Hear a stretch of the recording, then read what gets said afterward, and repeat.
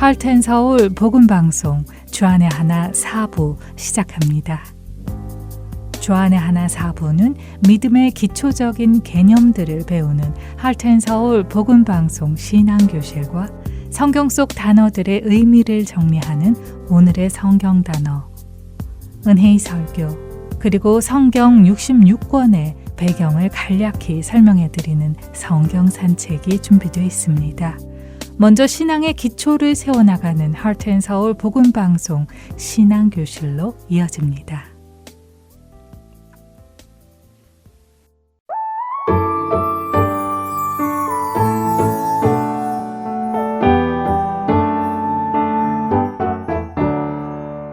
애청자 여러분, 안녕하세요.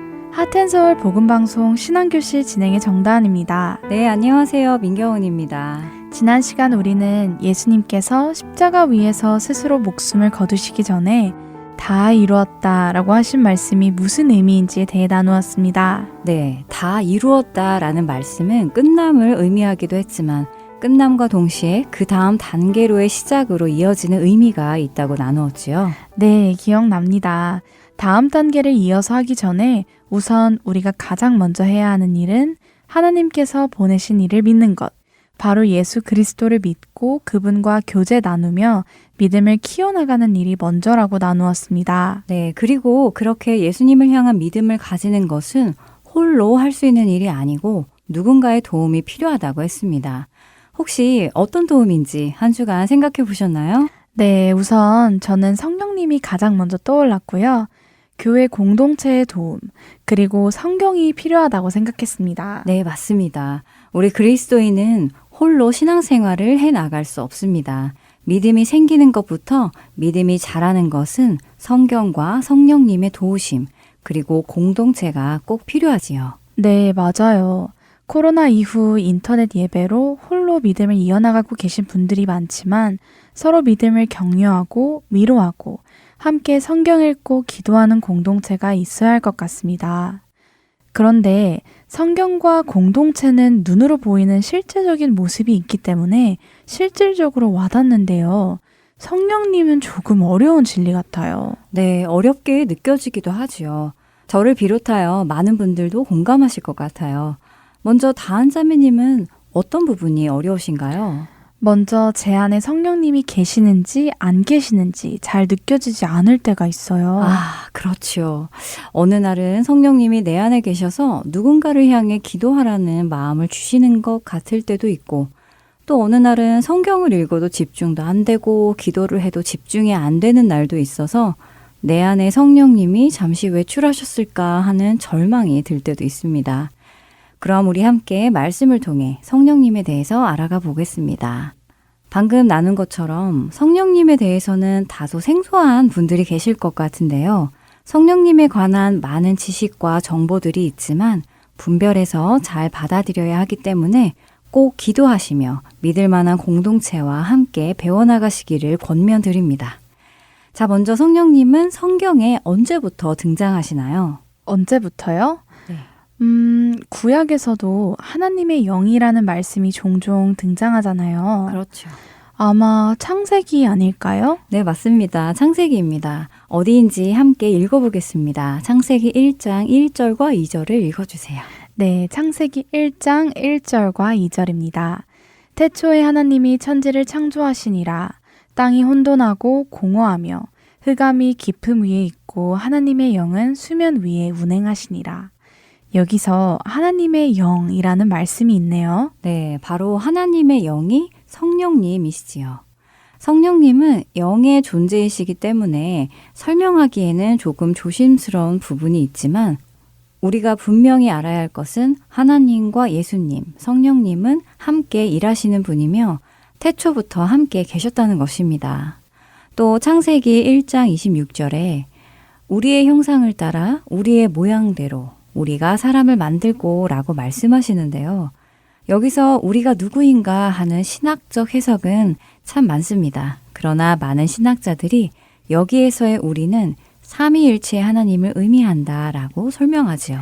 하나님께서 우리의 형상을 따라 우리의 모양대로 사람을 만드셨다라고 하실 때 이 우리가 누구일까 궁금해한 적이 있었는데 성경 공부를 통해 사무의 하나님이시라는 것을 배웠습니다. 네, 구약에서는 하나님의 영이 임하사라는 표현으로 종종 등장하시는데요.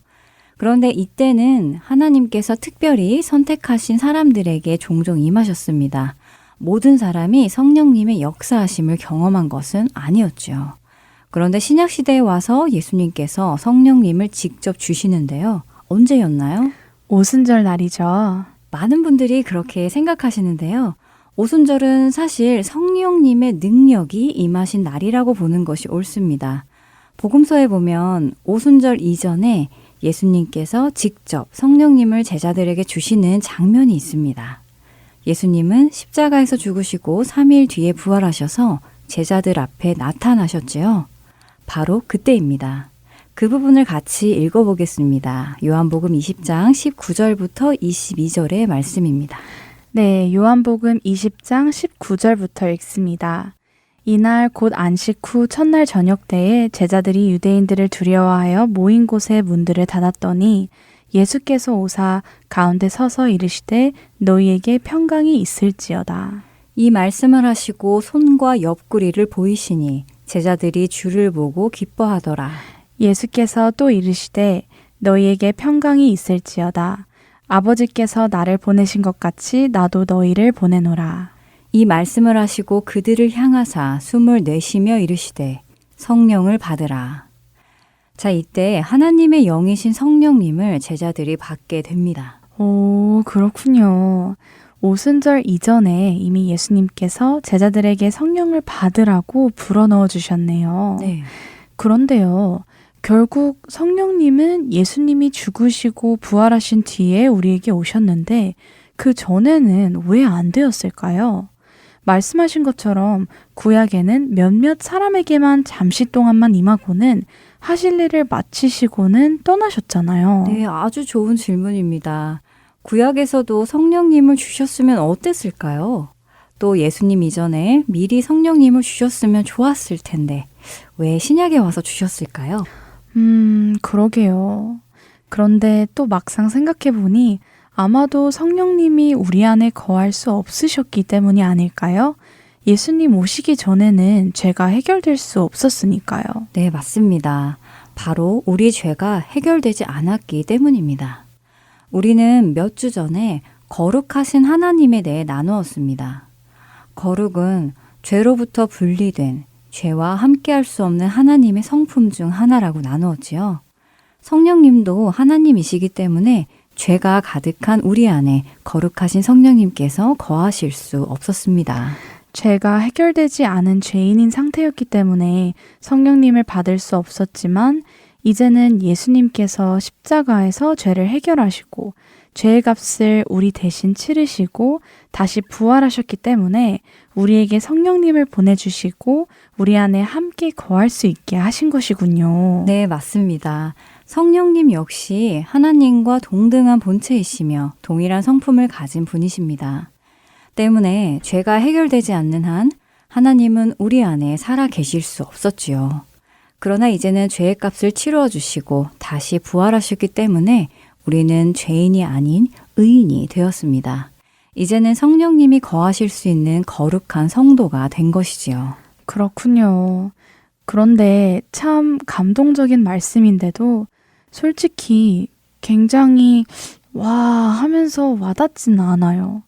왜냐하면 죄인이 아니라 의인이 되었다는 것을 머리로는 알겠는데 여전히 죄성 가득한 저의 모습을 매일매일 마주하니까 내가 의인이 맞아? 하며 갸우뚱하게 되네요. 네, 솔직한 고백 감사합니다. 아마도 저를 비롯한 성도분들 모두 매일매일 죄와 씨름하고 있으실 것 같은데요.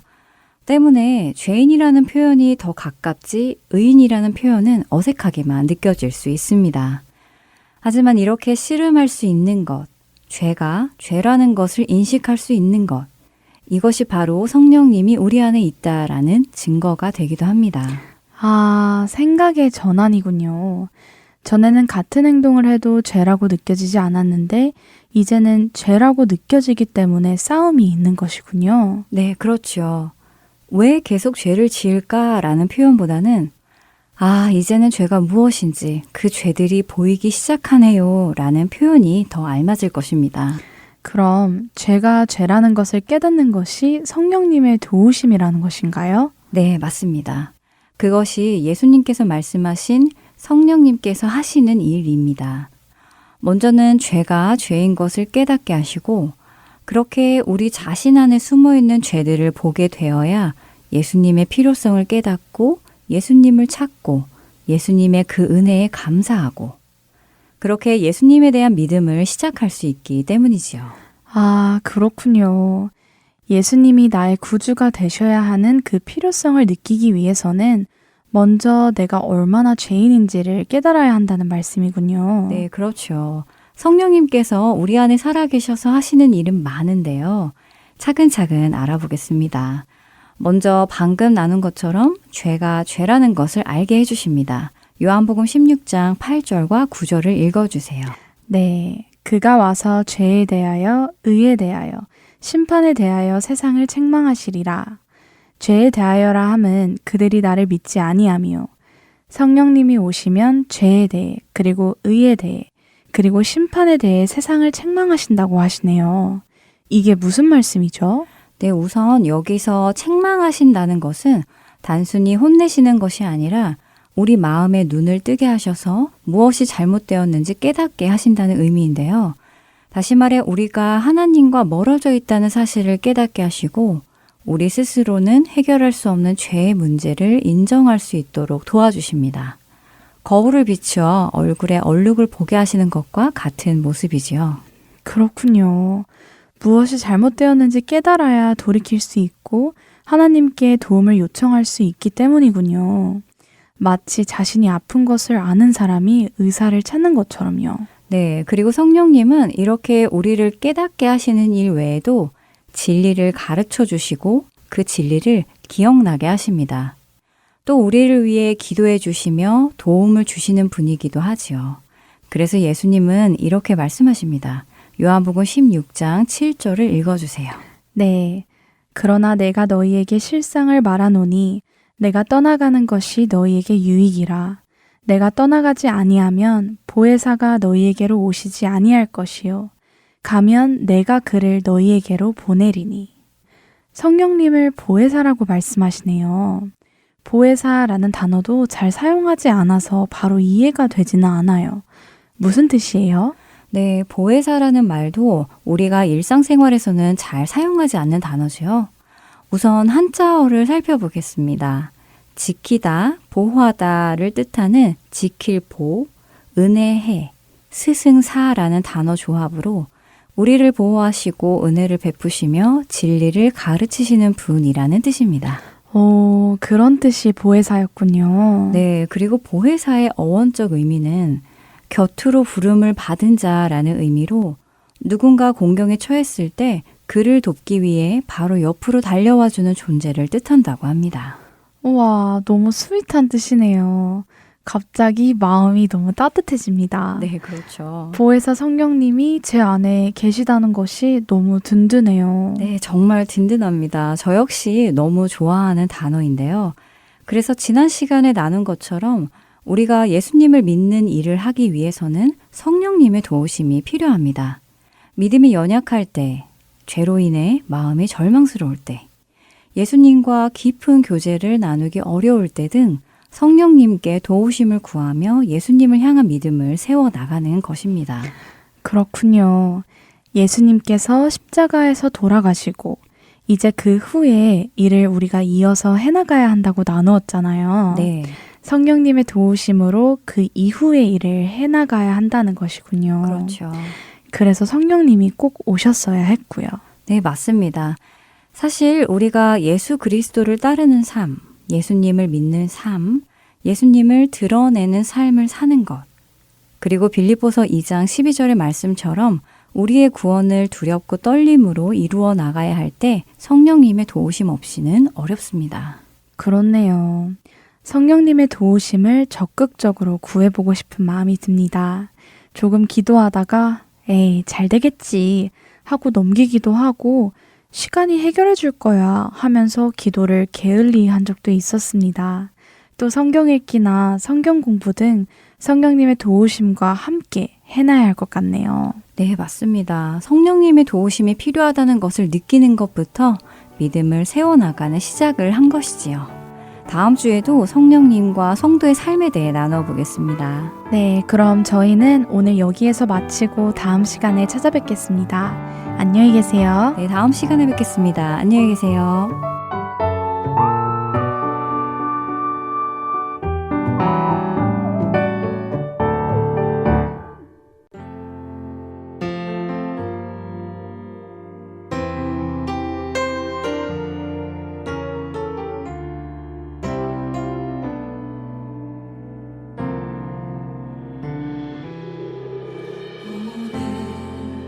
이곳에 계신 성령님 우리에게 말씀하시고 우리를 가르치소서. 다진 우리 맘 열어주시고 주의 빛으로 밝혀 우리를 인도하소서.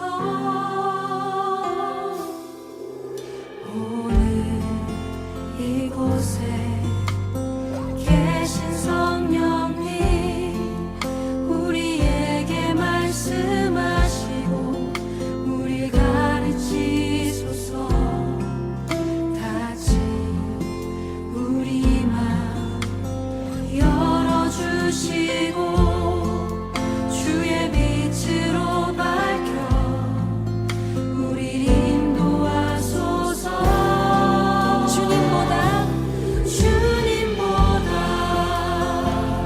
앞서지 않고 겸손하게 주님의 말씀 기다리니 주님 손에 우릴 드립니다. 사랑으로 인도하소서. 이제 조금 익숙해지셨나요? 우리 다시 한번 앞에서부터 노래하겠습니다. 오늘 이곳에 계신 성령님 이곳에 계신 성령님 우리에게 말씀하신 주님 이 공동체를 주님 가르치십시오. 다시 우리 맘 열어주시고 주의 빛으로 밝혀 우리 인도하소서. 주님보다 우리 맘이 서지 않고 겸손하게 주님의 말씀 기다리니 주님 손에 우리의 존재를 우리 드립니다. 사랑으로 인도하소서. 한 번 더 주님보다 서지 않고 겸손하게 주님의 말씀 기다리니 주님 손에 우리 드립니다. 사랑으로 인도하소서.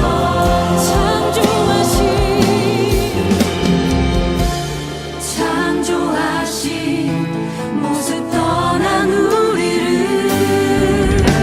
예수님과 함께 빚으소서.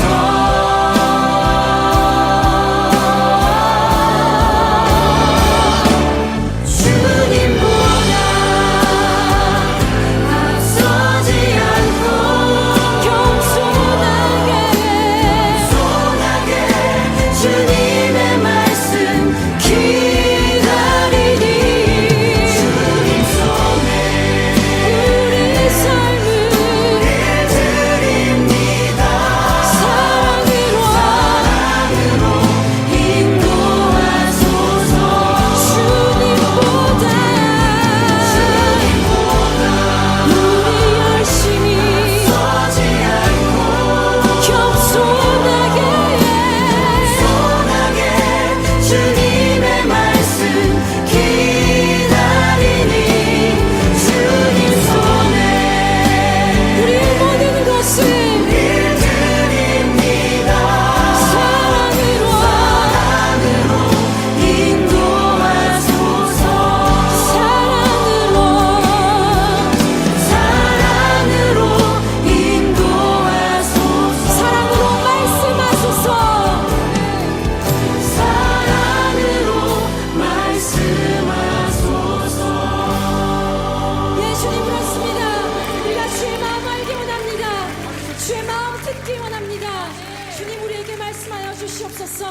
할렐루야.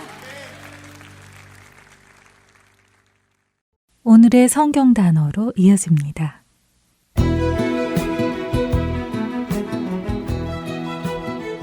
오늘의 성경 단어 여호와 메카디시켐. 너희는 내 규례를 지켜 행하라. 나는 너희를 거룩하게 하는 여호와이니라. 레위기 20장 8절의 말씀입니다. 방금 읽은 이 레위기 20장 8절은 하나님을 우리를 거룩하게 하시는 분이라고 소개합니다. 우리를 거룩하게 하시는 분. 이 말을 히브리어로 메카디시켐이라고 하는데요. 거룩은 하나님의 성품입니다. 하나님은 거룩하시죠. 거룩하다는 것은 구별하다, 구분하다, 다르다 하는 의미입니다. 하나님은 창조주로 모든 피조물과 구별되시고 완전한 빛으로 어둠과 구분되시고 온전한 선과 의로우심으로 악과 죄와 구별되시죠. 하나님의 성품과 다른 것이 세상의 성품입니다. 세상은 어둠 속으로 들어가고 더욱 악해지고 죄가 만연해가지요. 하나님께서는 세상 속에 있던 하나님의 백성들을 불러내셔서 거룩하게 하십니다. 세상과 같지 않게 하신다는 말씀입니다. 그렇기에 하나님은 내가 거룩하니 너희도 거룩할지어다 라고 성경 곳곳에서 말씀하시죠. 그런데 참 감사한 것이 있습니다. 그것은 하나님께서 내가 거룩하니 너희도 거룩해라 라는 말씀이 너희가 알아서 거룩해져라, 너희가 노력해서 거룩해져라 라고 하시는 것은 아니라는 말씀입니다. 오늘 말씀처럼 우리를 거룩하게 하시는 분 역시 하나님이십니다. 우리는 우리 스스로 거룩하게 될 수 없기 때문이죠. 예수님께서도 자신이 세상에 속하지 아니함 같이 믿는 자들도 세상에 속하지 않았다고 요한복음 17장 16절에서도 말씀하셨습니다. 거룩하다는 것은 세상과 구별된 것입니다. 죄와 구별되고 부정한 것과 구별된 것입니다. 세상에서 살아가고 있지만 세상에 속하지 않은 모습으로 살아가는 것. 그것이 거룩한 성도의 모습이지요. 그리고 그 거룩한 성도로 만드시기 위해 매일매일 성화의 과정 속으로 우리를 인도하시는 분이 계십니다. 여호와 메카디시켐. 하나님의 이름을 의지하며 내일 하루 더 거룩한 자녀의 모습으로 살아가는 우리가 되기를 원합니다. 오늘의 성경 단어 여기에서 마칩니다.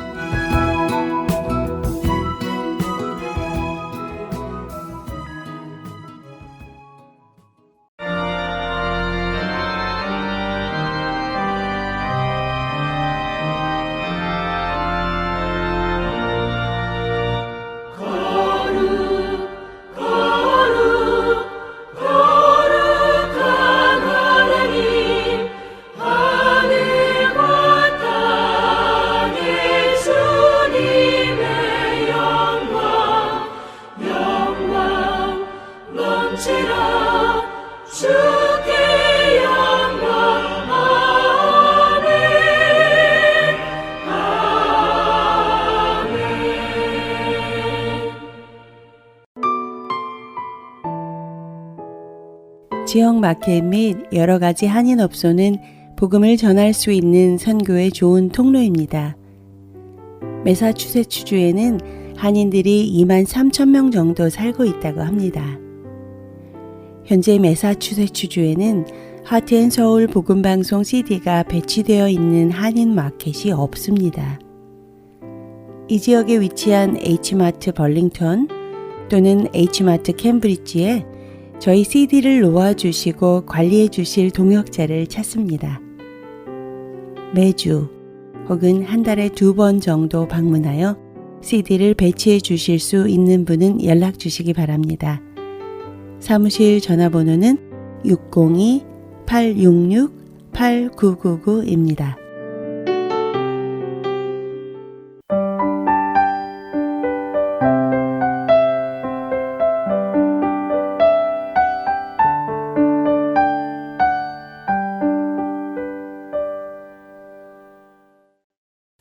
은혜의 설교로 이어집니다. 오늘은 휴스턴 갈보리 침례교회 두지철 목사님께서 전도서 2장 1절에서 10절을 본문으로 나를 위한 삶의 허무성이라는 제목의 말씀 전해 주십니다. 은혜의 시간 되시길 바랍니다. 전도서 2장 1절에서 10절까지 말씀입니다. 제가 봉독합니다.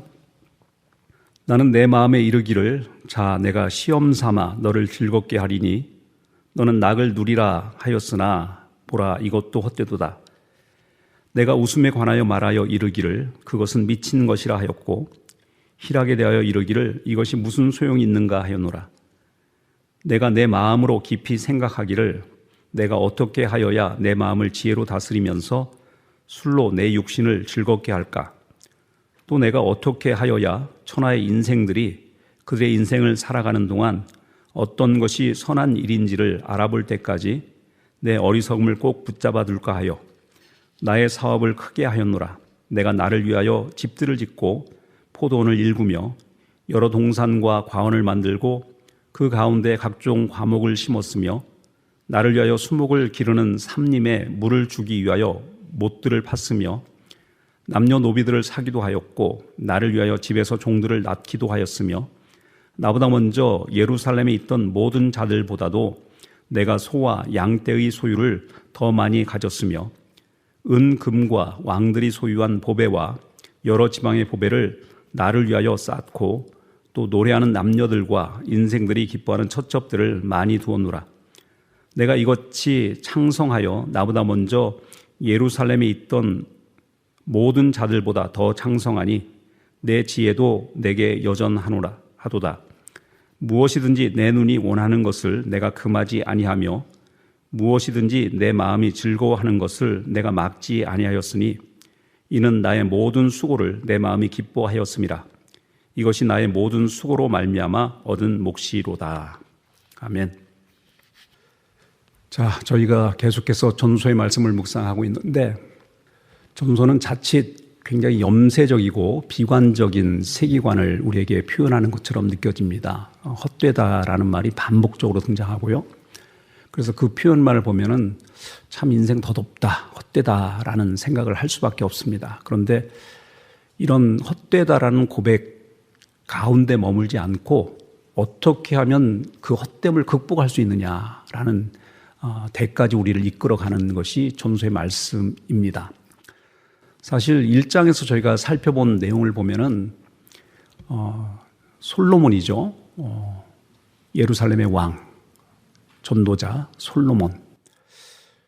그가 갖고 있는 권력과 또 그가 모든 사람보다 뛰어난 지혜를 갖고 있었다고 인정받은 그런 사람이 세상을 바라보면서 세상의 모든 질서나 모든 것들이 만족함도 없고 새 것도 없고 또 열심히 한들 변화되는 것도 없는 그런 어떤 한계를 경험할 수밖에 없었고 또 자기가 지혜를 더하여 추구하면 삶에 어떤 만족이 있을까 해서 열심히 했지만 결국 그건 역시 오히려 근심만 쌓이게 하고 머리만 복잡하게 만들더라. 그래서 모든 것이 허무하다라는 것으로 1장의 마무리를 합니다. 그런데 여기에서 마무리하지 않죠. 그럼에도 불구하고 그 인생을 어떻게 하면 좀 행복하게 할 수 있을까?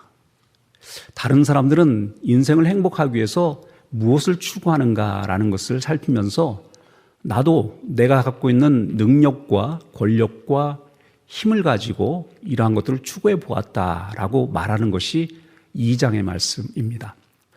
그래서 오늘 본문의 말씀에는 크게 두 가지를 이야기하죠. 낙을 추구했는데 쾌락, 술을 먹을 것, 뭐 이런 것들을 통해서 즐기면 내 삶이 좀 행복하지 않을까라는 것을 추구했다라는 것이고 또 두 번째로는 여러 가지 일들을 반복함으로 말미암아 그 일을 성취하고 그것을 통하여서 재물을 확대시키고 또 어떤 성공을 맛보면 그것이 인생의 행복을 가져다 주지 않을까 싶어서 여러 가지 많은 일들을 했더라 이거예요. 그런데 그 모든 일들이 결국은 또 허무하다라는 것을 또 결론을 내리고 있습니다. 여러분 솔로몬은 굉장히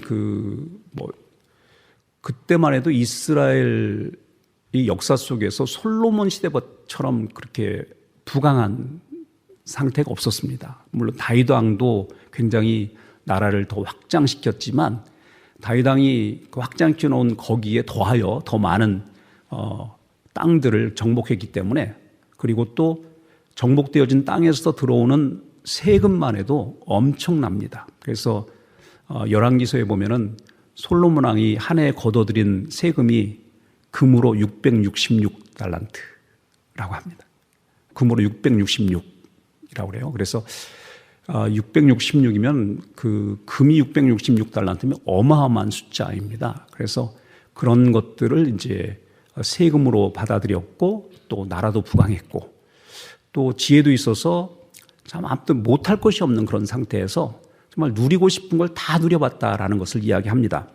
그래서 열왕기상 4장 22절에 23절에 보면 솔로몬이 그가 베푸는 연회에 대해서 이렇게 설명을 하고 있습니다. 그가 사용하는 그릇은 모두 금이었고 먹는 음식 대단했는데요. 이렇게 표현합니다.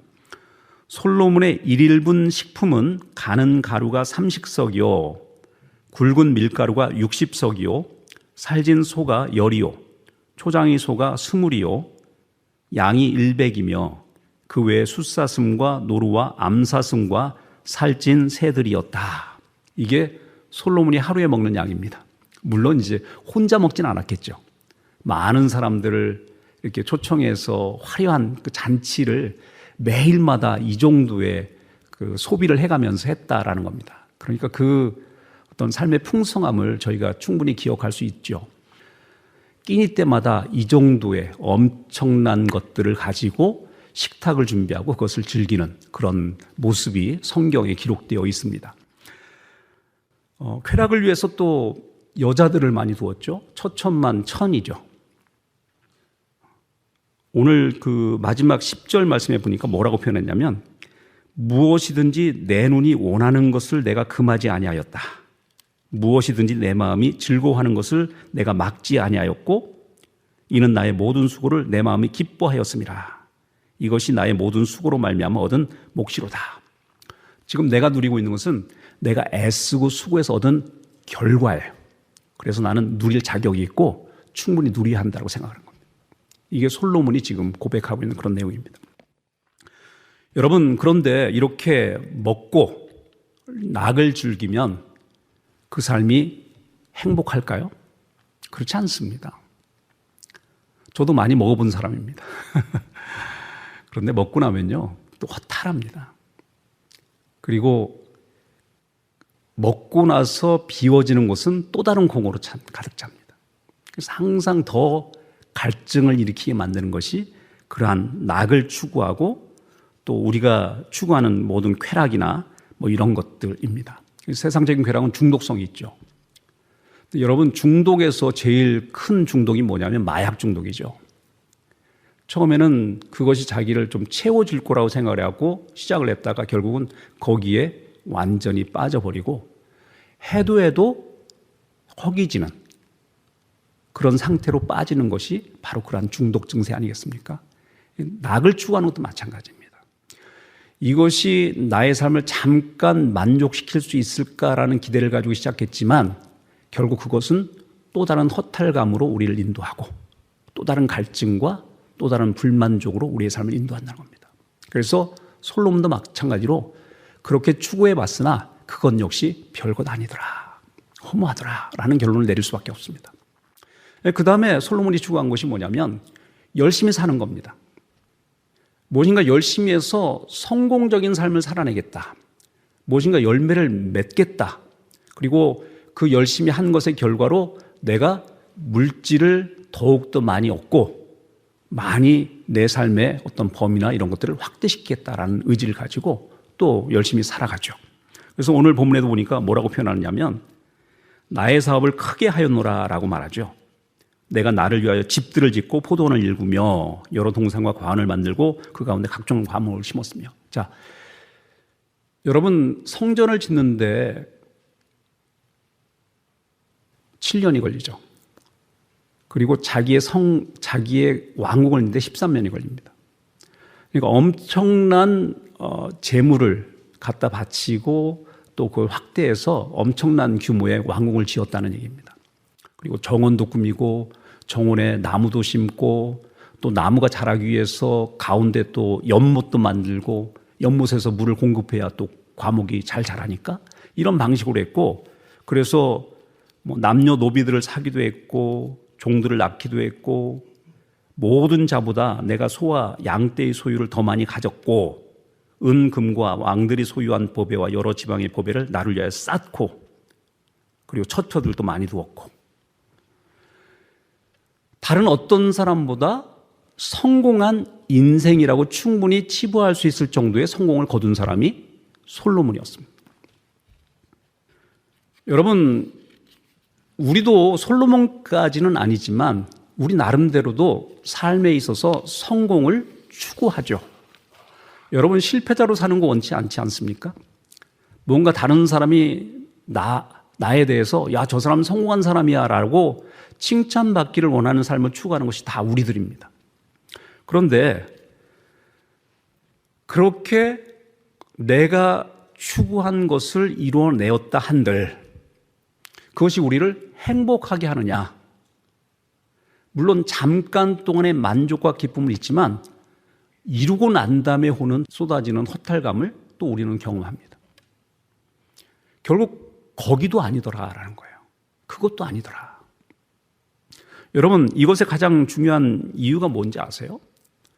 지금 솔로몬이 지금 오늘 본문 가운데서 그것을 힌트를 우리에게 주고 있는데요. 무엇을 표현하고 있냐면 솔로몬이 한 모든 행위마다 어떤 표현이 앞에 기록되어 있냐면 나를 위하여라는 표현이 들어있어요. 나 중심성. 여러분, 제가 죄에 대해서 설명할 때 무엇이라고 말씀드렸습니까? 죄는 자기 중심성이다라는 거예요. 하나님을 의지하고 하나님을 신뢰하며 하나님의 공급하심을 받아 사는 삶을 거부하고 내가 인생의 주인이 되어 나를 위하여 살겠다라고 하는 것, 이것이 바로 죄성이라고 말하는 거예요. 그 죄성을 추구하고 있는 이상 우리는 아무리 애쓰고 노력하고 최선을 다하고 열심을 다해도요, 결국 우리의 삶은요 이렇게 허무함으로 끝날 수밖에 없다는 것을 우리가 기억해야 합니다. 여러분, 예수님께서 우리에게 하신 비유의 말씀 기억하실 겁니다. 어떤 부자가 한 해 동안 열심히 일을 해서 농사를 지어서 소출을 거두었는데 지금까지 자기가 갖고 있는 창고에 이 모든 것을 쌓아둘 수가 없어서 새로운 창고를 쌓아가지고 만들어가지고 그 창고에까지 가득 채워놓고 그 마음속에 야, 내가 그동안 수고했으니 이제 먹고 마시자, 내 인생을 즐기자 했습니다. 그랬더니 하나님께서 뭐라고 하셨습니까? 불쌍하다.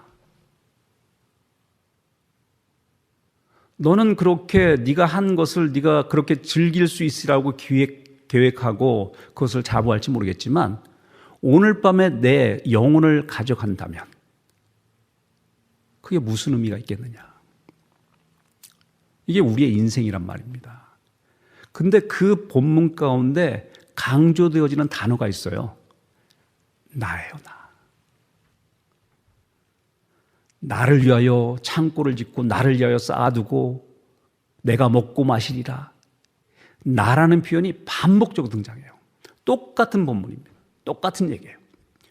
솔로몬이 그렇게 열심히 애를 쓰고 살았는데 결국 허무함으로 도달할 수밖에 없었던 이유는 그 모든 것들이 나를 위해서 내가 중심이 되어서 행한 일이었기 때문이라는 것을 지적하는 겁니다.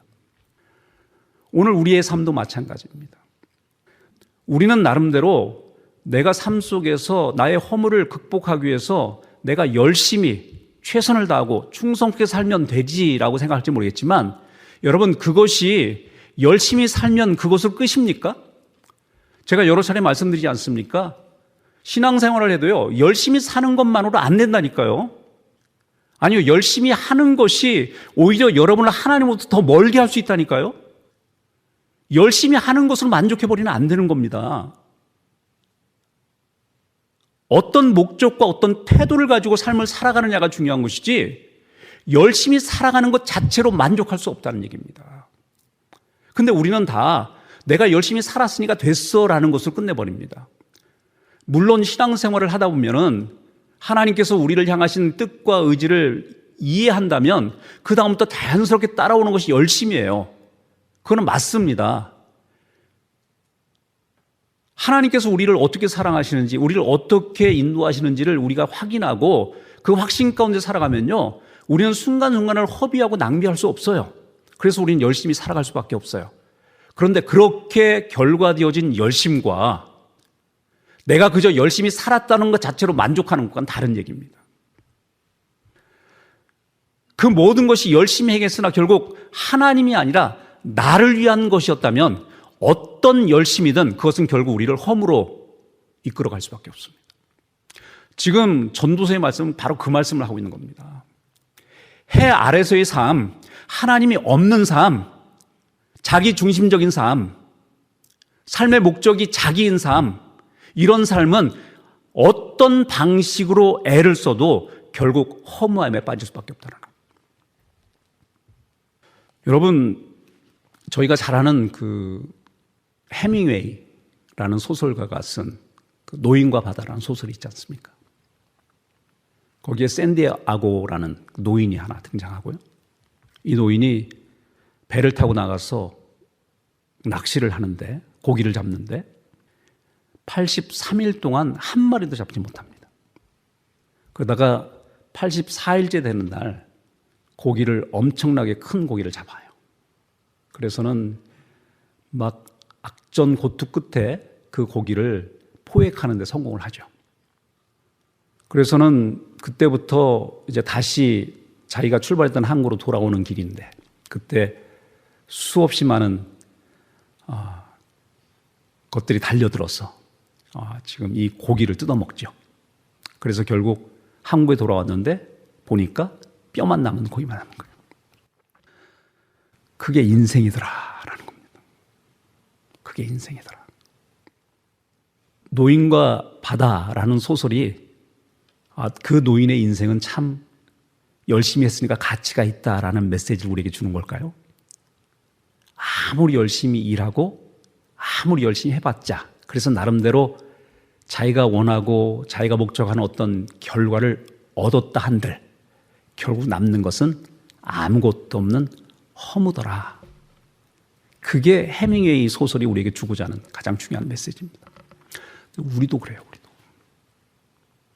하나님이 없이 이 땅에서 내 생각에 옳은 대로 사는 모든 삶은요, 결국 아무것도 남는 것 없는 허무함을 경험할 수밖에 없습니다. 그런데도 우리는 가끔 보면은 이 땅에서 무엇인가 좀 이루었다라고 생각하는 사람들, 남들에 비해서 좀 가졌다 하는 사람들이 자신은 행복하다라고 말하는 경우를 종종 봅니다. 근데 여러분, 실제로 그렇지 않습니다. 속이고 있는 겁니다. 자기가 지금까지 살아온 인생을 자기가 지금 행복하지 않다라고 말하면 통째로 부정당하는 것 같으니까 행복한 척 가면을 쓰고 있는 것에 불과해요.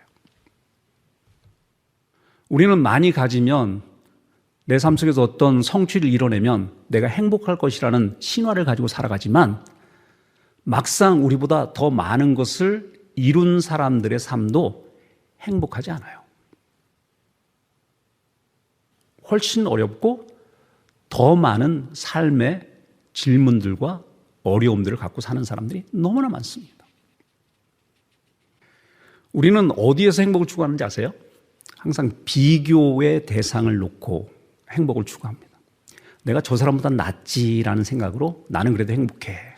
제가 그런 비유를 한번 말씀드렸는데, 어느 마을에 큰 부잣집에 불이 났답니다. 근데 그 불 구경을 지나가던 거지 부자가 보고 있었대요. 아들이 하는 말, 아버지, 우리는 참 행복하네. 왜? 우리는 불탈 집이 없잖아. 이런 거 가지고 우리는 행복을 느낀다니까요. 한국을 옛날에 시골 마을들을 부락이라고 했습니다. 근데 이 부락이라는 말이 원래 일본에서 유래된 말이라는 거 아시죠? 불악구라고 합니다. 이 불악구에 사는 사람들은요, 원래 천민들입니다. 일본 사람들이 천민 취급하고 인간 취급을 하지 않는 사람들입니다. 마치 어디죠? 카스트 제도에서 불가촉 천민, 이런 사람들과 같은 그런 존재입니다. 근데 일본 사람들이 문화적으로 참 특이한 게 뭐냐면 이 사람들을 괴롭히는 것을 낙으로 삼습니다.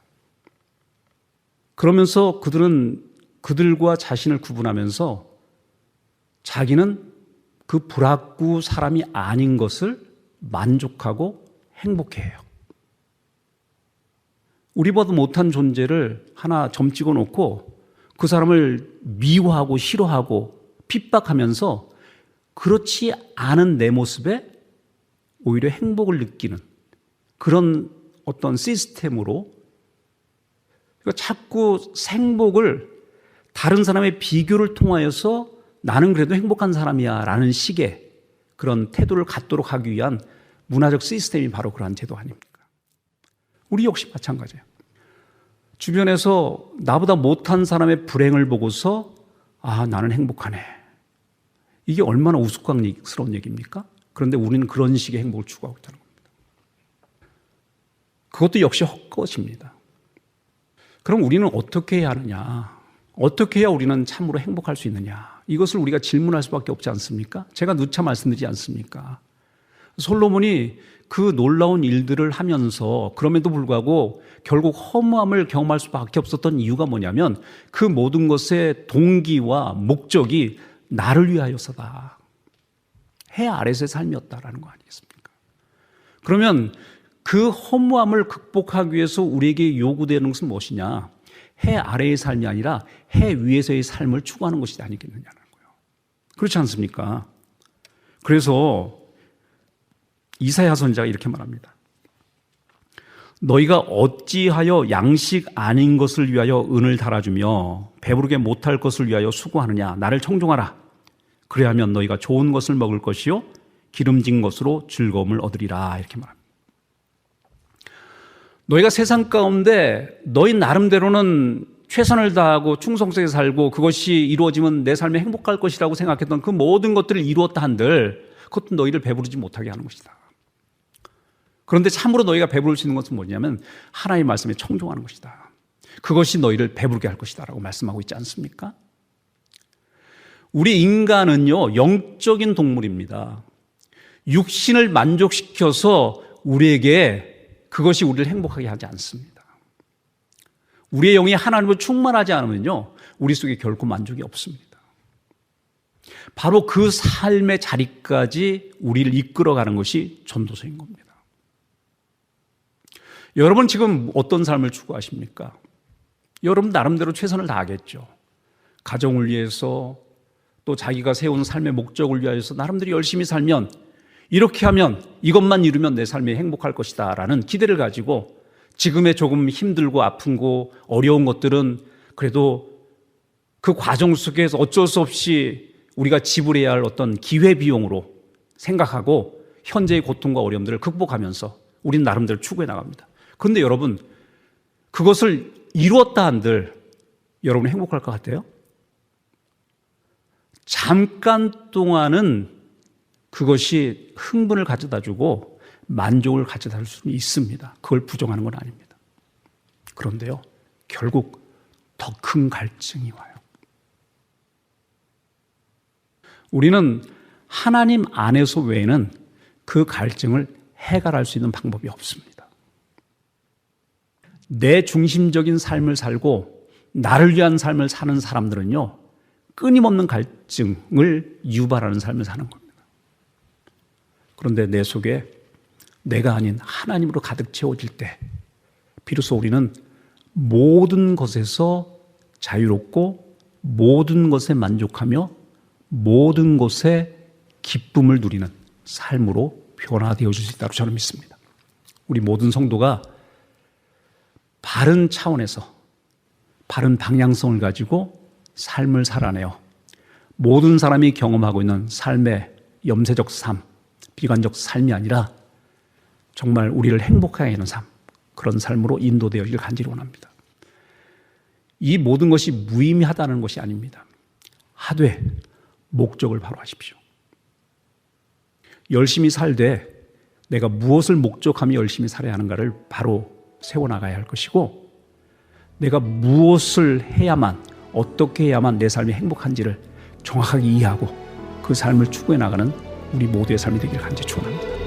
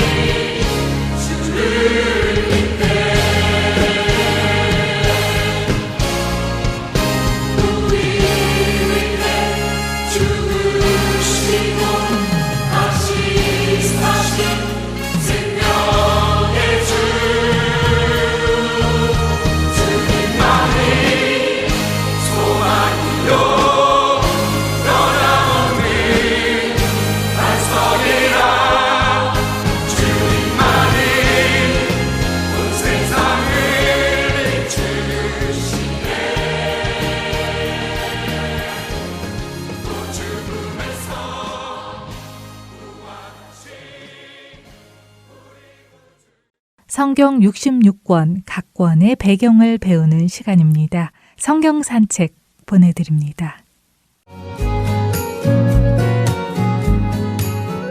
애청자 여러분 안녕하세요. 성경 각 권의 배경과 내용을 간단히 설명해 드리는 프로그램 성경 산책 진행의 함혜진입니다. 오늘은 이사야서에 대해서 알아보겠습니다. 이사야서는 총 66장으로 구성된 분량이 매우 많은 대선지서 중 한 권입니다. 혹시 대선지서가 무슨 의미인가 하시는 분들이 계실 것 같아 잠시 설명을 드리도록 하겠습니다. 선지서는 대선지서와 소선지서로 나누는데요. 그것은 선지자 자체가 크고 작고로 나누는 것이 아니라 선지서의 분량으로 나누는 것입니다. 대선지서는 분량이 길고 내용이 방대한 선지서이고 소선지서는 책의 분량이 짧은 선지서들이지요. 대선지서에는 오늘 우리가 살펴보는 이사야서를 시작으로 예레미야, 애가, 에스겔서 그리고 다니엘서 이렇게 5권이 있습니다. 그리고 나머지 12권의 선지서는 소선지서로 분류합니다. 대선지서라 해서 더 중요하고 소선지서라 해서 덜 중요하고 하는 것이 아니라는 것 분명히 알고 넘어가시면 좋겠습니다. 그럼 이사야서의 내용으로 다시 돌아올까요? 이사야서는 이사야 선지자가 기록한 말씀으로 이사야 1장 1절에 기록된 것처럼 유다왕 우시야와 요담과 아하스아와 히스기야 시대의 아모스의 아들 이사야가 유다와 예루살렘에 관하여 본 계시를 담고 있습니다. 지난 시간까지 우리는 아모스서, 호세아서, 요나서를 살펴보며 북이스라엘의 배경을 나누었는데요. 이사야는 북이스라엘이 아닌 남유다를 중심으로 하나님의 말씀을 전했던 선지자입니다. 이사야가 활동하던 당시 남유다는 어떤 역사적 흐름 속에 있었을까요? 이스라엘은 솔로몬 왕 이후 나라가 분열되면서 남유다와 북이스라엘로 나뉘게 되었음을 전에도 말씀드렸지요. 분열 이후 두 왕국은 서로를 견제하며 때로는 전쟁을 벌이기도 했습니다. 그러던 중 북이스라엘의 아합 왕과 남유다의 여호사밧 왕 때에 이르러 두 왕가 사이에 혼인관계가 맺어지게 됩니다. 하지만 이 혼인관계는 좋은 관계가 아니었습니다. 북이스라엘의 아합 왕은 바알을 열심히 섬기던 시돈의 공주 이세벨과 결혼하여 북이스라엘이 본격적으로 바알을 숭배하게 한 장본인이기 때문이지요. 이 아합은 자신과 이세벨의 딸을 남유다 왕가에 시집을 보내며 겉으로는 분열한 두 왕국이 화해하는 것처럼 보이지만 사실은 바알 숭배를 전도하려 했던 것이었습니다. 이 결혼으로 인해 두 왕국은 마치 휴전 상태와 같이 서로를 공격하지 않게 되었고 함께 아람과 맞서 싸우는 등 사실상 군사적, 정치적 동맹 관계를 이루게 됩니다. 하지만 이러한 동맹은 긍정적인 결과만을 가져오지 않았습니다. 말씀드린 것처럼 바알 숭배가 남유다에게까지 흘러들어오게 되는 영적인 부작용이 발생하게 됩니다. 이 시기에 북이스라엘에는 엘리야 선지자와 엘리사 선지자가 나타나 우상 숭배에 맞서 치열한 영적 전쟁을 벌이게 됩니다. 그럼에도 불구하고 두 왕국의 왕들이나 백성들은 불의와 탐욕, 우상 숭배가 만연해가며 하나님과의 관계는 점점 더 멀어지고 있었습니다. 하나님께서는 바로 이 시기에 많은 선지자들을 보내셔서 이들의 죄를 강하게 책망하시고 그들이 계속해서 그 죄의 길에 서 있게 되면 그 결과가 무엇일지 알려주시며 그들로 돌아오도록 말씀을 전하게 하십니다. 이사야 선지자는 바로 그렇게 보냄받은 선지자 중에 하나이지요. 이사야서 1장부터 6장까지는 남유다 왕 우시야가 다스리던 시기를 배경으로 합니다. 이 부분에서 우리는 이사야 선지자가 하나님의 부르심을 받는 장면을 볼 수 있습니다. 나라의 외형적인 상황은 황금기였지만 하나님께서는 그들의 영적 타락을 보시며 탄식하시고 누가 우리를 위하여 갈꼬라고 부르십니다. 그때 이사야는 내가 여기 있나이다 나를 보내소서 라고 응답하게 됩니다. 이어지는 7장부터 12장은 아하스 왕 시대입니다. 이 시기 남유다는 강대국 아수르의 위협을 받고 있었습니다. 그러나 아하스 왕은 하나님을 의지하기보다는 인간적인 방법을 선택하여 아수르와 동맹을 맺게 됩니다. 그 결과 남유다에는 이방 신숭배가 더욱 퍼지게 되었고 심지어 그는 성전에 이방 제단을 세우는 죄까지 범하게 됩니다. 이런 상황 속에서 이사야는 임마누엘의 징조를 통해 하나님께서 함께 하심을 선포하며 세상의 권력과 힘이 아니라 하나님을 의지할 것을 강하게 경고합니다. 이후 히스기야 왕 시대가 이어지며 이사야서 13장부터 39장까지 그의 이야기와 관련된 하나님의 말씀이 기록되어 있습니다. 히스기야는 아하스와는 달리 하나님께 기도하며 위기를 극복하고 실제로 아수르의 침략 속에서도 하나님의 도우심을 경험하게 됩니다. 그러나 히스기야 역시 온전하지는 못했습니다. 39장에 히스기야 왕은 바벨론에서 온 사절단에게 자신의 모든 보물과 창고를 보여주는 실수를 범하게 되지요. 자신의 힘을 자랑한 것이었습니다. 이때 이사야는 장차 유다가 바벨론에 의해 멸망하고 포로로 끌려가게 될 것을 예언하게 됩니다. 하지만 이사야서의 메시지는 심판으로만 끝나지는 않습니다. 40장부터 66장에 이르면 이야기가 완전히 전환됩니다. 바벨론으로 끌려간 포로들이 다시 예루살렘으로 돌아오게 될 것이라는 회복의 약속과 장차 임할 하나님의 영광에 대한 소망의 메시지가 선포됩니다. 이처럼 이사야서는 크게 심판과 회복 두 가지 흐름으로 나누어 볼 수 있습니다. 그래서 학자들은 이사야서를 작은 성경이라고 부르기도 합니다. 성경이 구약과 신약을 합쳐 총 66권인데 이사야서도 66장으로 이루어지기도 했고 심판의 메시지 속에 하나님께서 약속하신 메시아를 보내셔서 구원하실 것을 약속해 주시기에 작은 성경이라는 별명을 가지게 되었지요. 이사야 선지자는 죄인들을 구원하실 메시아, 예수님을 가장 분명하게 예언한 선지자이기도 합니다. 특히 이사야 7장, 9장, 그리고 53장부터 55장에 이르기까지 메시아에 대한 예언은 다른 어떤 선지서보다도 풍성하게 기록되어 있습니다. 그 속에는 고난받는 종, 곧 우리를 위해 희생당하실 하나님의 어린 양 예수님에 대한 예언이 가득하지요.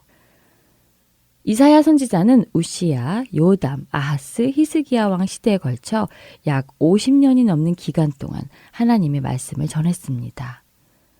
그는 예루살렘과 그 주변 지역에서 사역했으며 왕에게 직접 말씀을 전할 수 있을 정도로 영향력 있는 위치에 있었던 인물로 전해집니다.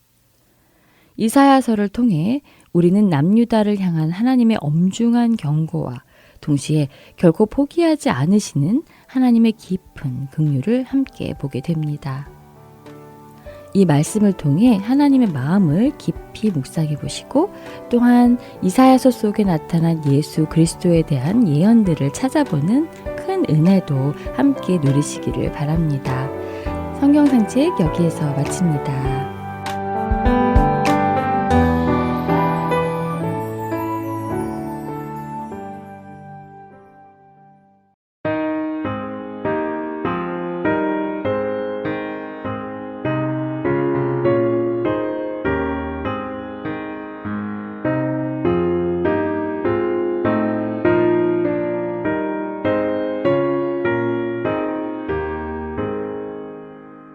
그 자비하신 주님 날 불러주시고 주 귀한 보혈 흘려 날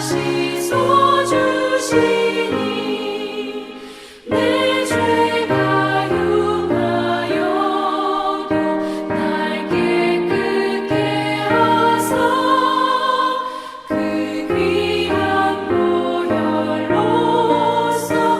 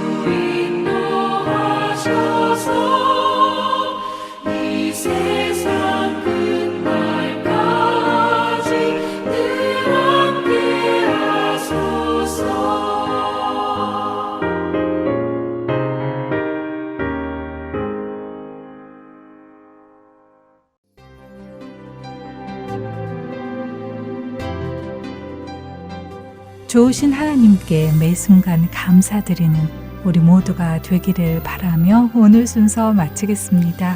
다음 시간까지 안녕히 계세요. 고맙습니다.